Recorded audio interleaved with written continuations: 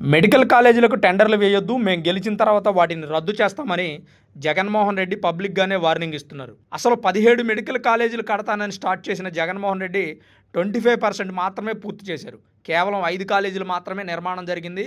అది కూడా 50% అరాకొరా వసతులతో. విజయనగరం, రాజమండ్రి, ఏలూరు, మచిలీపట్నం, నంద్యాలలో హడావుడిగా 2023-24 మధ్య కాలేజీలు ఓపెనింగ్ చేశారు. ఎలక్షన్ల ముందు ఓట్ల కోసం కట్టిన ఈ కాలేజీలను కూడా కేంద్ర సహకార నిధులు, అలాగే ఆరోగ్యశ్రీ నిధులతో కంప్లీట్ చేశారు. దాన్నే ప్రచారం చేస్తూ మేము 17 కాలేజీలు నిర్మించామని చెప్పి గొప్పలు చెప్పుకుంటా ఉన్నారు.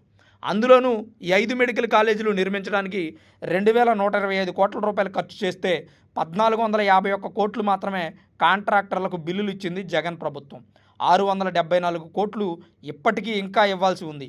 17 కాలేజీలకు సంబంధించి 4 ఏళ్లలో 25% మాత్రమే పనులు పూర్తి చేసి 16% బిల్లులు మాత్రమే చెల్లించింది జగన్మోహన్ రెడ్డి ప్రభుత్వం.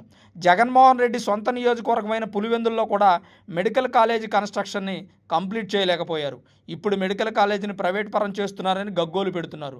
అసలు నిర్మాణమే జరగని మెడికల్ కాలేజీలని ప్రైవేటు పరం ఎలా చేస్తారు? జగన్మోహన్ రెడ్డి ఓట్ల కోసం మొదలుపెట్టిన మెడికల్ కాలేజీ నిర్మాణాన్ని పీపీపీ విధానంలో పూర్తి చేసి 2027-28 నాటికి అడ్మిషన్లు కూడా చేపట్టాలని కూటమి ప్రభుత్వం నిర్ణయం తీసుకుంది.